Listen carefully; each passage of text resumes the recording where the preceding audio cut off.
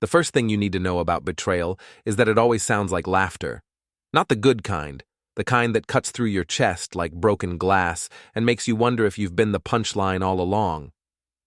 I was crouched on my apartment building's fire escape at 11:30 on a Tuesday night, trying to fix the chain on my ancient mountain bike, when I heard my wife Vera's voice drift up from the courtyard below. She was with her best friend Cassie, and they were both drunk enough to think whispering was the same as being quiet.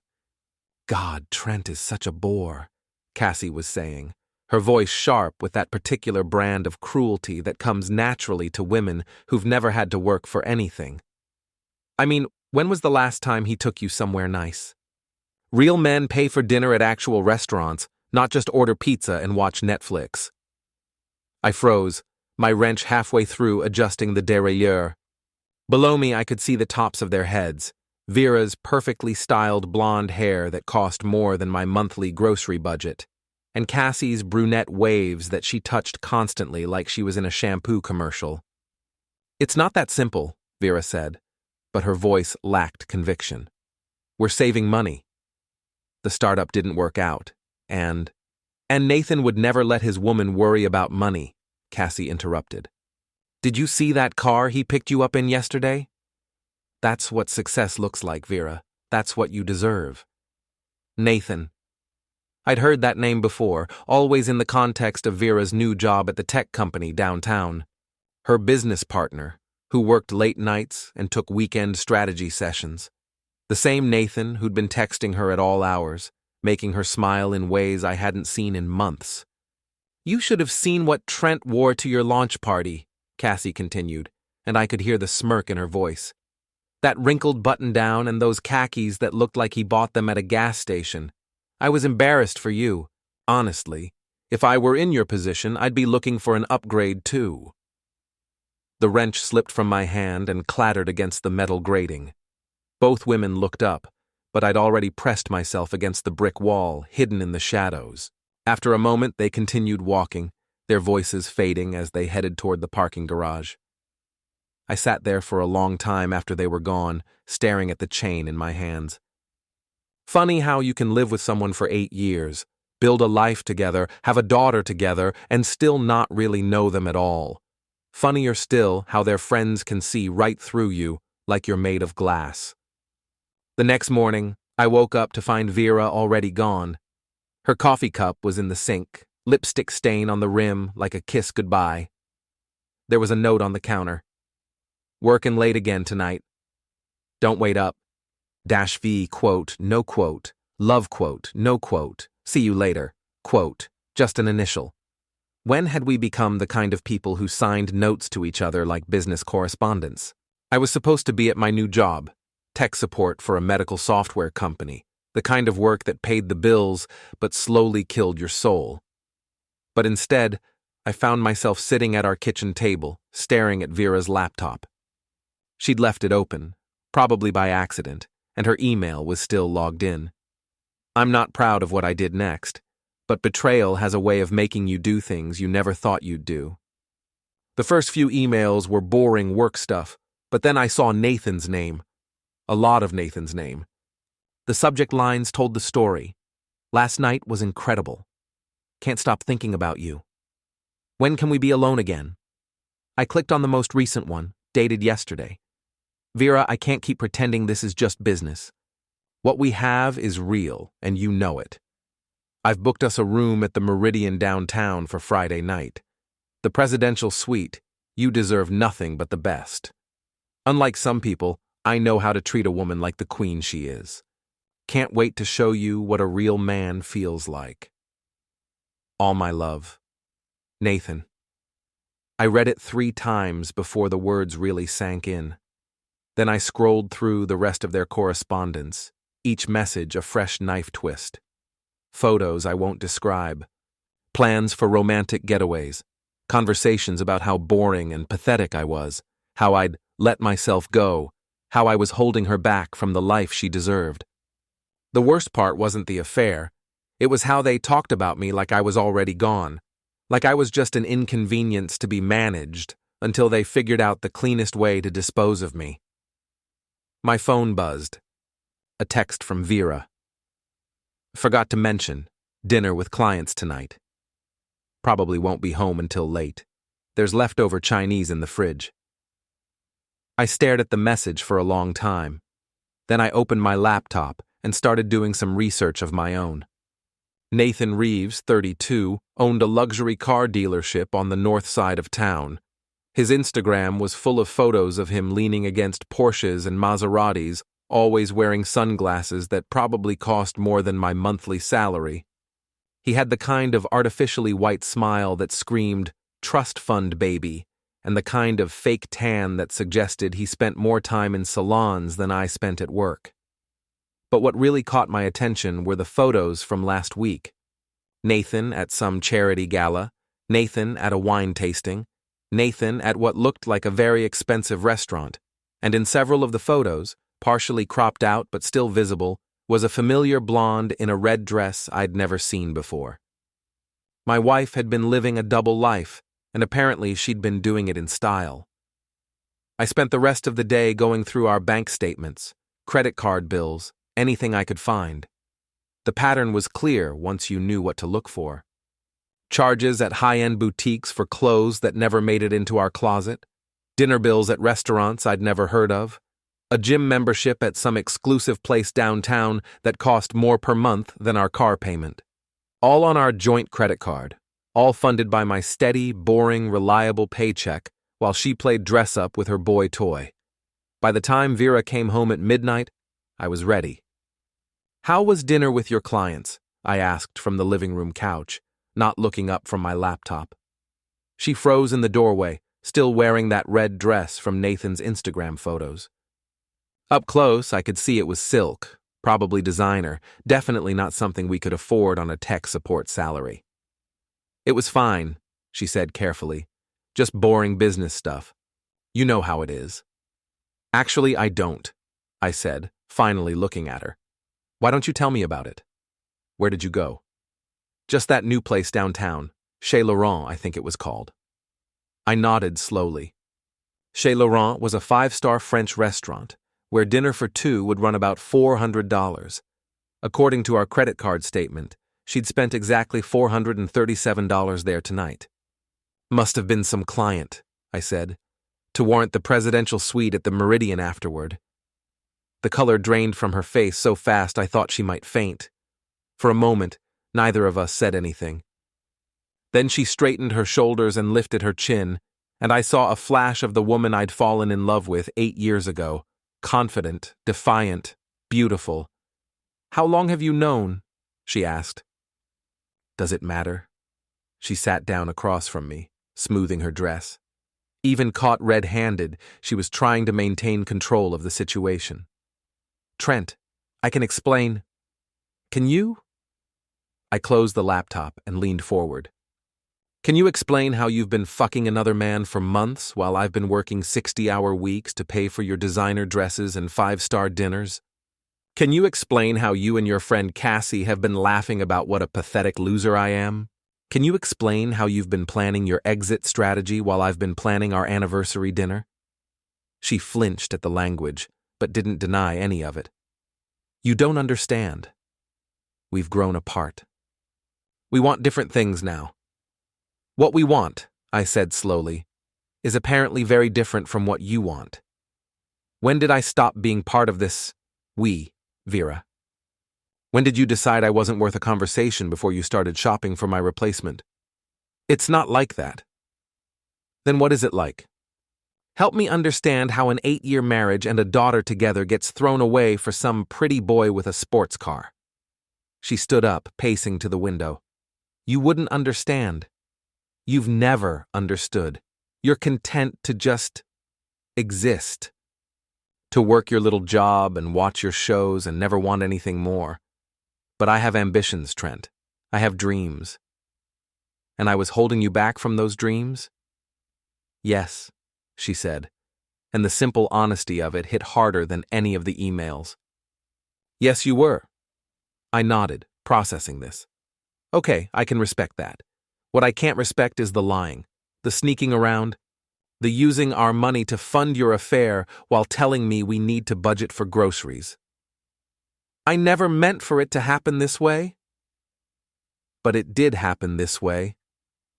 And now here we are. She turned back to face me, and I could see tears in her eyes. For a moment, I felt a flicker of the old sympathy, the old love. Then I remembered Nathan's email, the way they'd laughed about me, the months of lies and manipulation. "What happens now?" she asked. I stood up, walked to the front door, and held it open. "Now you go back to your presidential suite and your real man and your dreams, and tomorrow you can start figuring out how to pay for them yourself." "Trent, get out, Vera. We'll talk about the details later. Right now, I just want you out of my sight." She grabbed her purse and walked toward the door, pausing just close enough for me to smell her perfume, something new and expensive that I'd never bought her. "For what it's worth," she said quietly, "I did love you. Once." "Yeah," I said, closing the door behind her. "Once." The thing about small cities is that everyone knows everyone's business, and everyone has an opinion about it. By Thursday morning, 3 days after Vera moved out, I was already getting the looks. You know the ones. Part pity, part curiosity, part relief that it wasn't happening to them. I was grabbing coffee at the place near my office when I overheard 2 women from Vera's company talking in line behind me. "I heard she left him for that car dealer guy," one was saying. "The one with the Porsche." "Good for her," the other replied. "I met the husband once at their Christmas party. Total dead weight, no ambition, no style.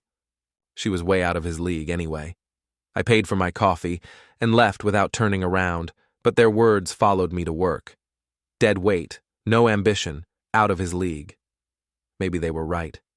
Maybe I had been holding her back. Maybe she did deserve better than a guy who fixed computers for a living and thought Olive Garden was fine dining. But that didn't make the betrayal hurt any less. My phone buzzed with a text from my daughter Ella, who was in her 2nd year at the state university about 2 hours away. "Mom told me what happened. I'm sorry, Dad. Are you okay?" I stared at the message for a long time before typing back, "I'm fine, sweetheart. Don't worry about me." It was a lie, of course, but what else was I supposed to say? That her mother had been cheating on me for months? That she'd been using our family's money to fund her affair? That she'd called me boring and pathetic to her friends? Some truths were too ugly to share with your kid, no matter how grown up she was. The real kick in the teeth came Friday night. I was having a beer at Murphy's, this dive bar near my apartment, where the bartender Doug had been listening to people's problems for about 20 years. Doug was one of those guys who looked like he'd been carved out of oak, thick beard, arms like tree trunks, the kind of quiet wisdom that came from watching humanity at its worst every night. "You look like someone pissed in your cornflakes," he said, sliding another beer across the bar. Something like that. I took a long drink. "You ever been married, Doug?" "Twice. First one left me for an insurance salesman. Second one left me for a woman." He shrugged. "Turns out I wasn't very good at picking them." "What did you do about it?" "First time? Got drunk for about 6 months, felt sorry for myself, begged her to come back. Made a real ass of myself." He wiped down a glass with mechanical precision. "Second time I threw a party." "A party?" "Yep. Invited all our friends, told them exactly why she left, and celebrated my freedom. Figured if she wanted to humiliate me, I might as well own it and have some fun with it." Before I could ask him more about that, the bar door opened, and in walked a group I recognized. Vera's social circle. Cassie was leading the pack, dressed like she was going to a nightclub instead of a dive bar.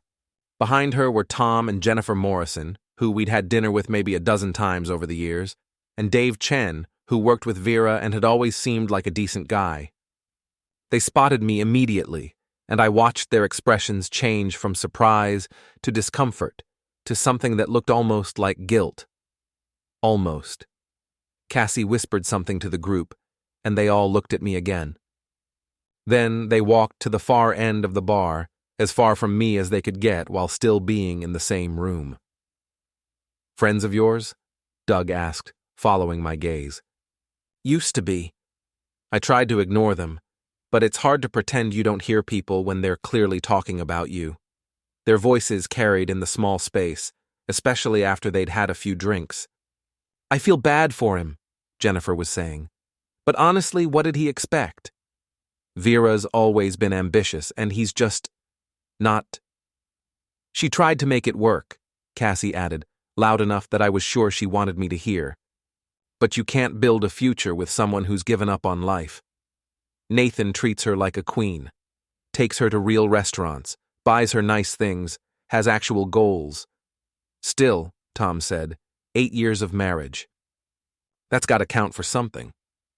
8 years of her settling," Cassie shot back. 8 years of her pretending to be satisfied with mediocrity. She deserves to be happy. Dave hadn't said anything, but when he finally spoke, his voice was quiet. "Maybe we shouldn't be talking about this here."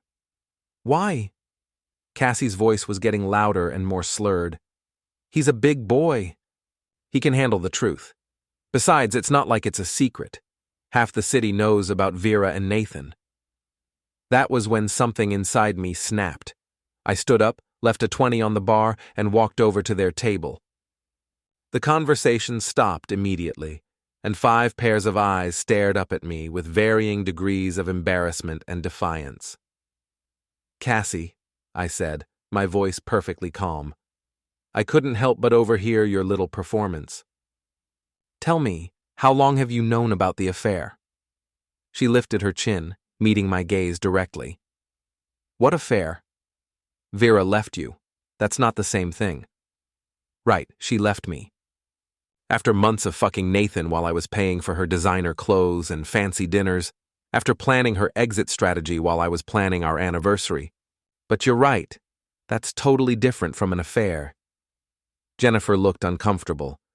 "Trent, maybe we should—" "No, let's talk about it," I said, pulling up a chair and sitting down uninvited. "Let's talk about how my wife of 8 years has been living a double life, and how all of you knew about it and said nothing. Let's talk about how she's been using our joint credit card to fund her relationship with her boyfriend, while telling me we need to budget for groceries." "That's between you and Vera," Tom said quietly. "Is it?" "Because from what I just heard, it sounds like it's been the subject of quite a few conversations. Tell me, Tom, when you and Jennifer had dinner with us last month, did you know then? When you sat at my table and ate my food and made small talk about the weather, did you know my wife was screwing another man?" Tom's face went red, but he didn't answer. I turned to Dave.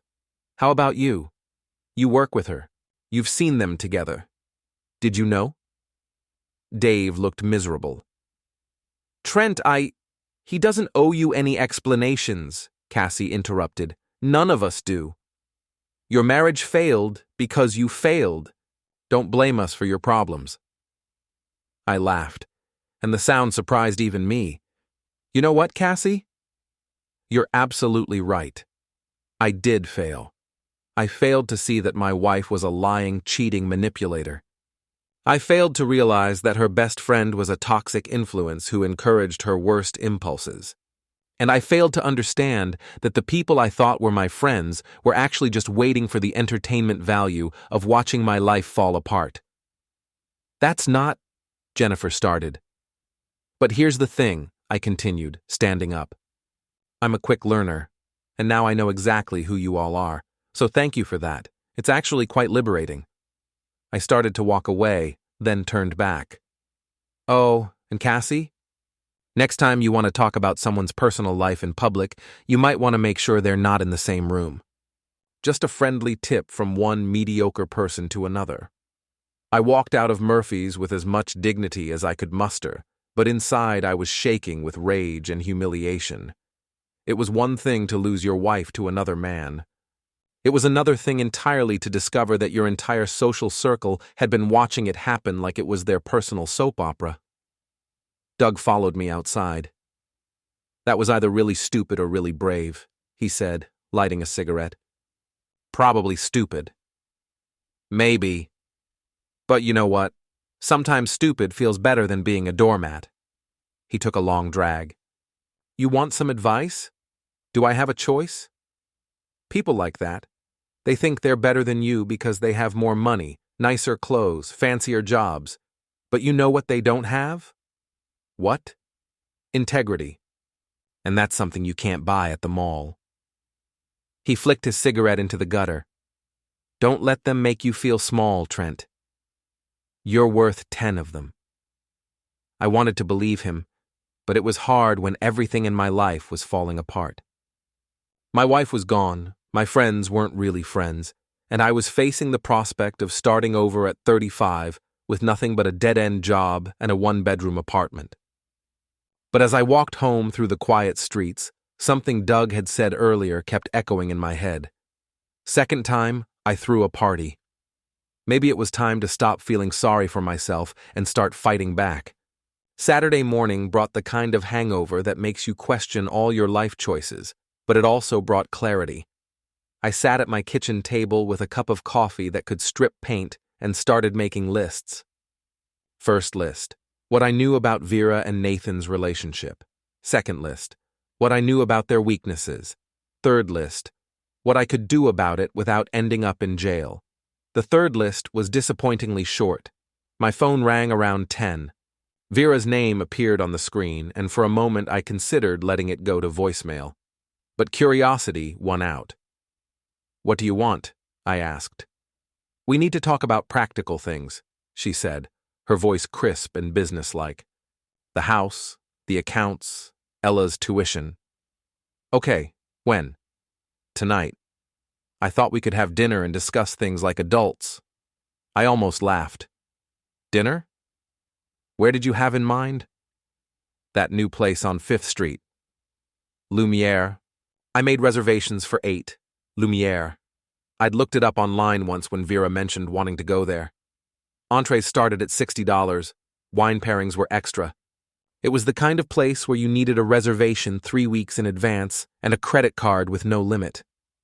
Interesting choice for a budget discussion, I said. I thought it would be nice to end things on a civilized note. End things. Like our marriage was a business meeting that had run its course. Fine. I'll see you at 8. I spent the rest of the day doing research. If Vera wanted to play games, I was going to make sure I understood the rules. Lumiere turned out to be exactly as pretentious as I'd expected. The kind of place where the waiters wore black ties and spoke in hushed tones, where the menu was in French and the portions were designed for people who considered eating a form of performance art.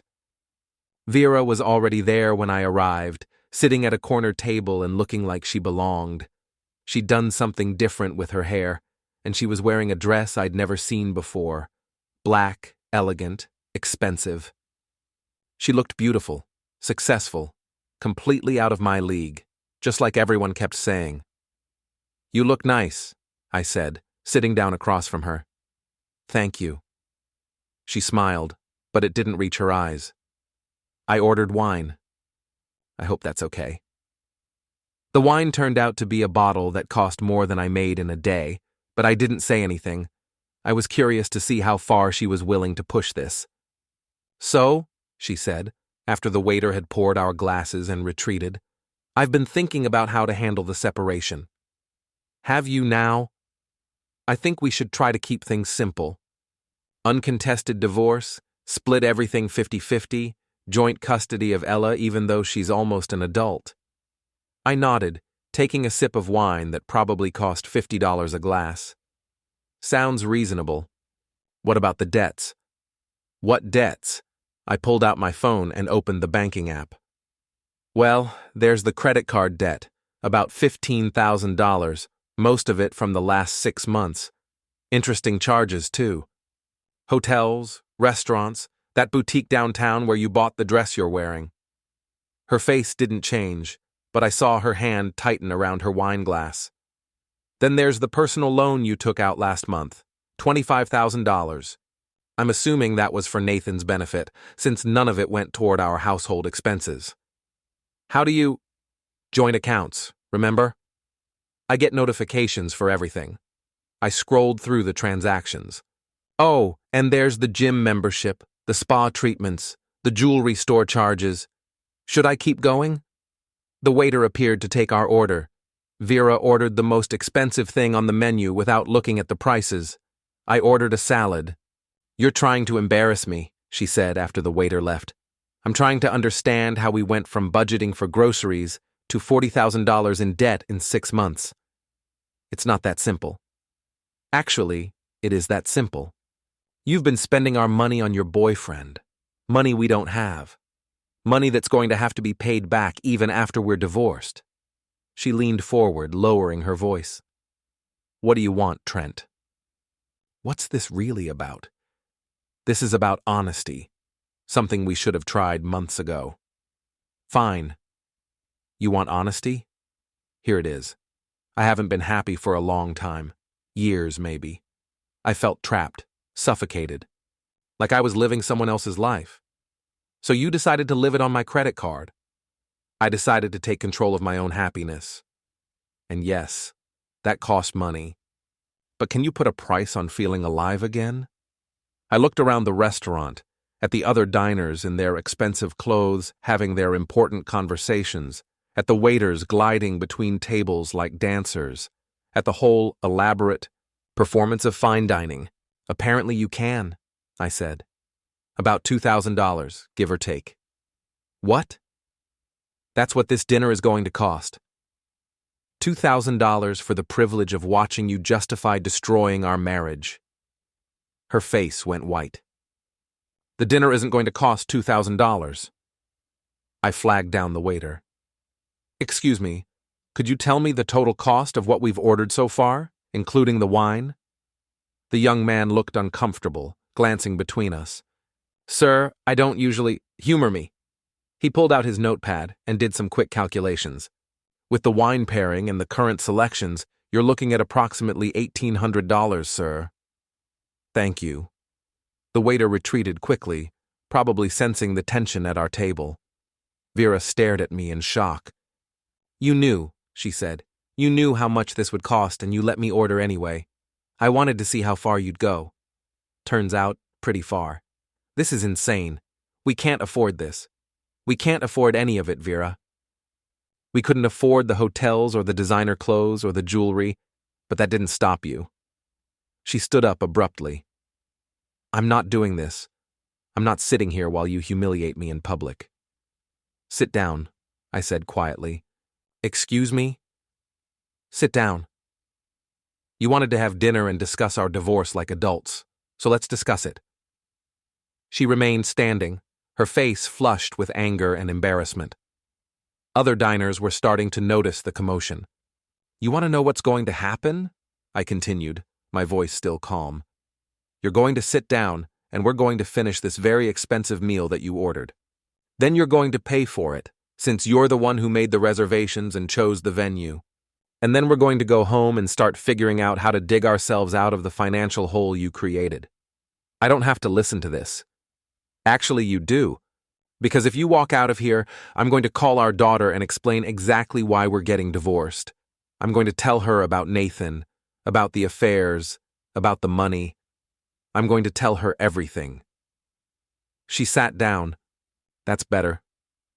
I took another sip of wine. Now let's talk about the future. Your future specifically. Because mine is pretty clear. I'm going to keep working my boring job and paying off the debts you created. But you? You're going to have some choices to make. What kind of choices? Well, you can move in with Nathan and let him support your expensive lifestyle. Or you can get your own place and figure out how to pay for it on your salary. But either way, the gravy train stops here. You can't just cut me off. Watch me. The food arrived, and we ate in tense silence. The meal was probably excellent, but it tasted like ash in my mouth. I kept thinking about all the nights I'd eaten peanut butter sandwiches for dinner while she was out having 5-star meals with her boyfriend.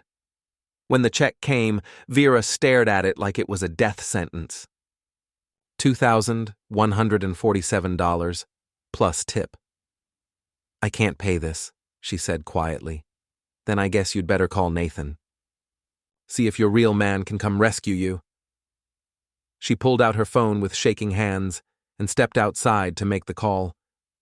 I sat there alone, surrounded by the elegant atmosphere of Lumiere, and felt something shift inside me. For the first time in months, I wasn't the victim in this story. Vera came back 10 minutes later, her face composed, but her eyes red. "He's coming," she said. "Good. When he gets here, you can introduce me. I'd like to meet the man who's been enjoying the benefits of my paycheck." "Trent, please." "Please what? Please pretend this never happened? Please let you walk away without consequences? Please keep being the understanding, forgiving husband while you start your new life?" She didn't answer, but she didn't have to. We both knew those days were over. Nathan arrived 20 minutes later, and I had to admit he looked the part.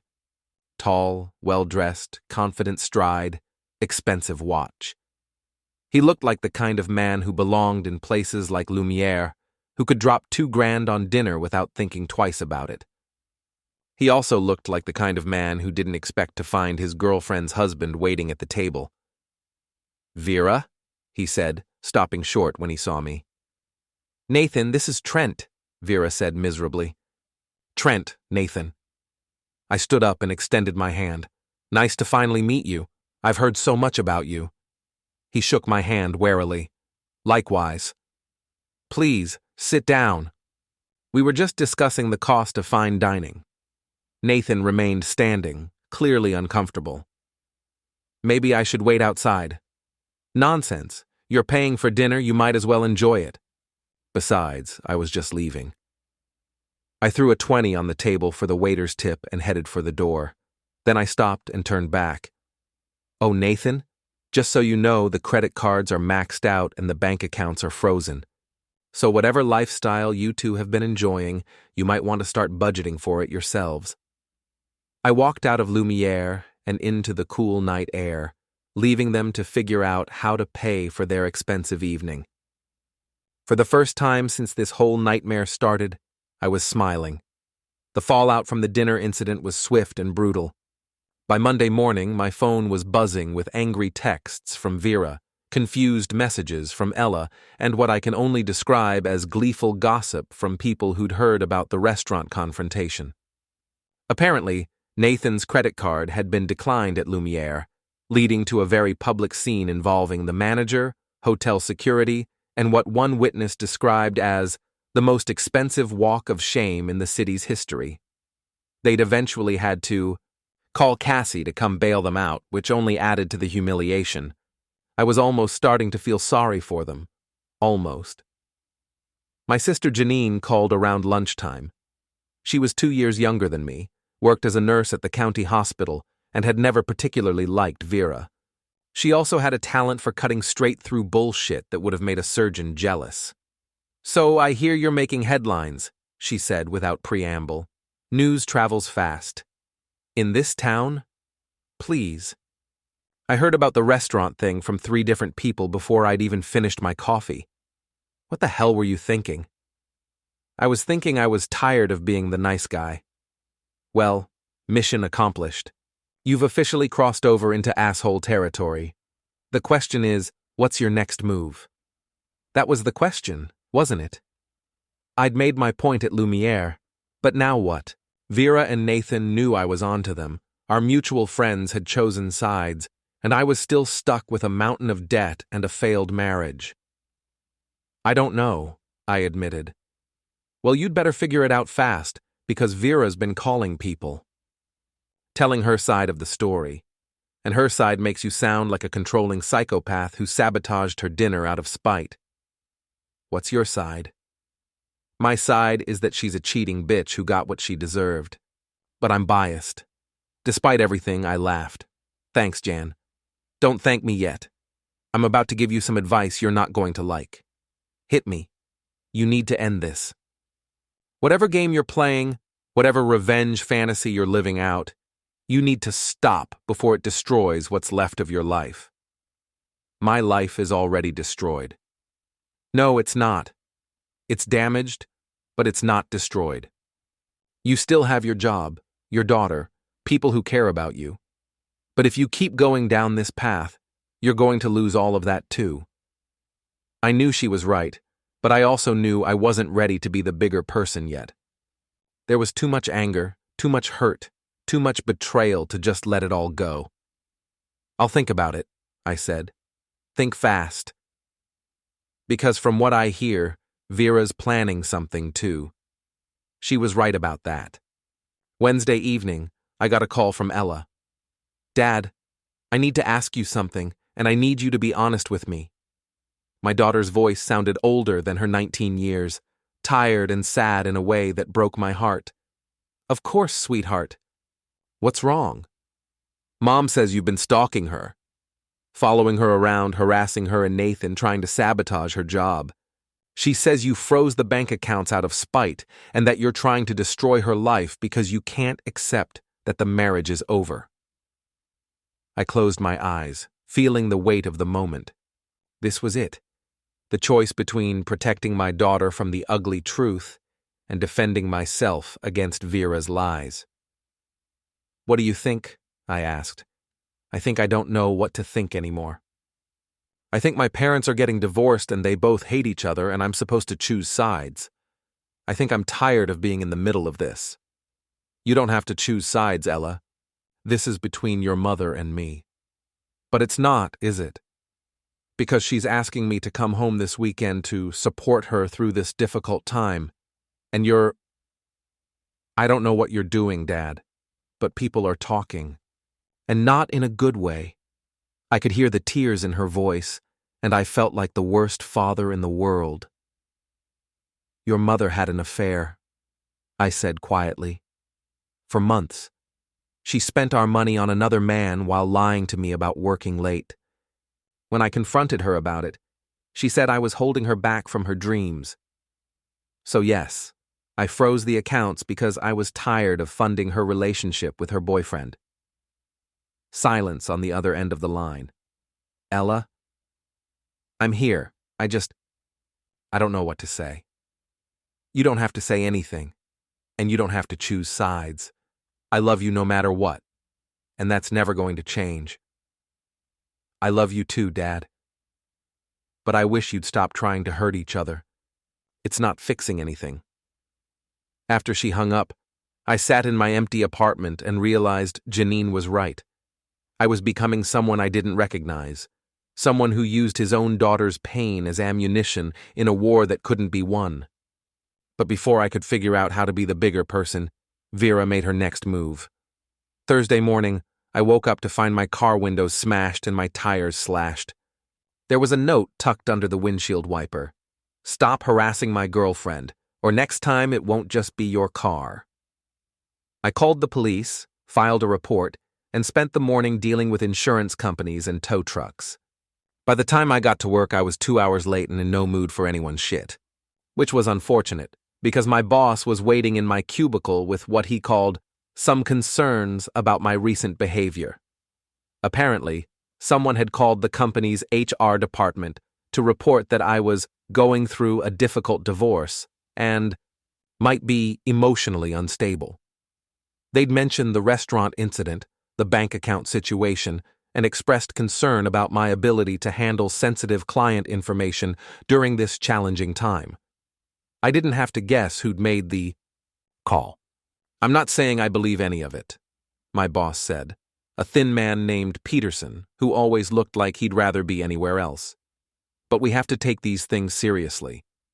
Maybe you should consider taking some time off. Get your personal life sorted out." "Are you firing me?" "I'm suggesting you take a leave of absence. Paid, of course. Just until things settle down."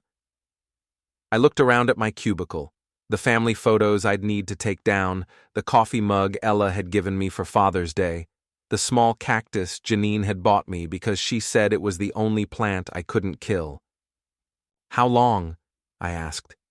2 weeks, maybe a month, however long you need. What I needed was my job, my income, my routine. What I needed was some part of my life to stay normal while everything else fell apart. But I could see in Peterson's face that this wasn't really a suggestion. "Fine," I said. "I'll clean out my desk." By Friday, I was officially unemployed, single, and the proud owner of a car, that looked like it had been attacked by a very angry person with a baseball bat. I was also, according to the local gossip network, a psychotic stalker who couldn't handle his wife's success. That's when Doug's advice about throwing a party started to make sense. If everyone was going to talk about me anyway, if Vera was going to paint me as the villain no matter what I did, then maybe it was time to give them something worth talking about. I spent the weekend planning what I decided to call the Truth About Trent party. I rented the back room at Murphy's for Sunday afternoon, sent invitations to everyone in our social circle, including Vera, Nathan, and Cassie, and prepared to tell my side of the story. The invitation was simple. Come hear the real story behind the divorce. Drinks, appetizers, and full financial disclosure provided. BYOB, bring your own bullshit. Sunday afternoon arrived gray and drizzly, perfect weather for a social execution. I got to Murphy's early to set up, arranging tables and chairs, hooking up my laptop to a borrowed projector, and making sure there was plenty of alcohol to loosen tongues and lower inhibitions. People started arriving around 3. Not everyone came. Tom and Jennifer Morrison were notably absent, but enough showed up to make it interesting. Dave Chen came, looking nervous but curious. A few people from Vera's office showed up, some neighbors. Even a couple of people I barely knew, but who'd apparently heard about the party through the gossip network. Vera, Nathan, and Cassie arrived together, fashionably late and clearly prepared for battle. Interesting venue choice, Cassie said, looking around Murphy's back room like she was afraid she might catch something. I thought it was appropriate, I said. Honest drinks for an honest conversation. Nathan stepped forward, and I got my first close look at Vera's upgrade. He was handsome in that generic gym-sculpted way that suggested he spent more on personal grooming than I spent on rent. But up close I could see the weakness around his eyes, the soft mouth that suggested he'd never had to fight for anything in his life. Look, man, he said, I don't want any trouble. Vera and I are together now, and we'd appreciate it if you could respect that and move on. Move on, I repeated. That's interesting advice from someone who's been fucking my wife for 6 months. The room got very quiet. Vera's face went red, but she lifted her chin defiantly. We're not married anymore, Trent, she said. What I do and who I do it with is none of your business. You're right, I said, walking to the front of the room. We're not married anymore. But we were married when you started screwing Nathan. We were married when you spent $15,000 of our money on hotel rooms and designer clothes for your affair. We were married when you told your friends what a pathetic loser I was while I was working overtime to pay for your lifestyle. I clicked a button on my laptop, and the first slide appeared on the wall, a bank statement showing the hotel charges, restaurant bills, and boutique purchases from the last 6 months. Ladies and gentlemen, I present the financial cost of my wife's midlife crisis, $43,000 to be exact, charged to our joint accounts while she was telling me we needed to budget for groceries. Murmurs rippled through the crowd. I clicked to the next slide. Screenshots of text messages between Vera and Nathan, with the most explicit parts blacked out but the emotional content clearly visible. And here we have the romantic correspondence between my wife and her business partner. Notice the dates, all during our marriage, all while she was telling me she was working late. This is illegal, Vera shouted. You can't show people our private messages. Actually, I can. Joint accounts, remember? Legally, I have access to anything that went through our shared phone plan. I clicked through more slides. Photos from Nathan's Instagram showing Vera at events I'd never heard of. Credit card statements showing purchases at stores I'd never been. 2, even a screenshot of a hotel room service bill that included champagne and strawberries. The thing is, I said, addressing the room, I'm not even angry about the affair anymore. People fall out of love. People make mistakes. People want different things. I get that. What I'm angry about is the lying, the manipulation, the way she made me feel like I was crazy for noticing that something was wrong. I looked directly at Vera. You could have just asked for a divorce. You could have been honest about what you wanted. Instead, you chose to humiliate me, steal from me, and turn our friends against me, and then you had the nerve to play the victim when I finally fought back. That's enough, Nathan said, moving toward the laptop. Turn it off. I don't think so. I clicked to the final slide, a photo of my smashed car windows. This is what happened to my car after I froze our joint accounts. Apparently, your girlfriend doesn't handle consequences very well. I didn't do that, Vera protested. Maybe not personally. But your boyfriend left a note taking credit for it. Nathan's face went white. That's not… I didn't… You didn't what? Didn't threaten me? Didn't vandalize my property? Didn't try to intimidate me into backing down? The room was dead silent now. I could see people looking at Vera and Nathan with new eyes, reassessing everything they thought they knew about the situation. Here's the thing, I continued. You all thought I was the problem. The boring husband who couldn't satisfy his ambitious wife. The dead weight holding back a successful woman. And maybe you were right. Maybe I wasn't good enough for Vera. But that doesn't excuse what she did. That doesn't make the lying and cheating and stealing okay. I closed the laptop and looked around the room. So now you know the whole story. Both sides. You can make your own judgments about who the real villain is here. I started packing up my equipment, and slowly, people began to leave. Some avoided eye contact, others offered awkward apologies or expressions of support. Dave Chen stopped to shake my hand and mutter something about not knowing the full situation. Vera, Nathan, and Cassie were the last to leave. At the door, Vera turned back to face me. You think this makes you the hero? She asked. You think humiliating me in front of our friends changes anything? I think it makes us even, I said. She stared at me for a long moment, and I saw something in her eyes I'd never seen before. Respect. Not love, not affection, but a grudging acknowledgement that I wasn't the pushover she'd thought I was. Goodbye, Trent, she said. Goodbye, Vera. After they left, I sat alone in Murphy's back room, surrounded by empty chairs and the detritus of my social execution. Doug came in with 2 beers and sat down across from me. Feel better? He asked. Ask me tomorrow. You know this isn't really over, right?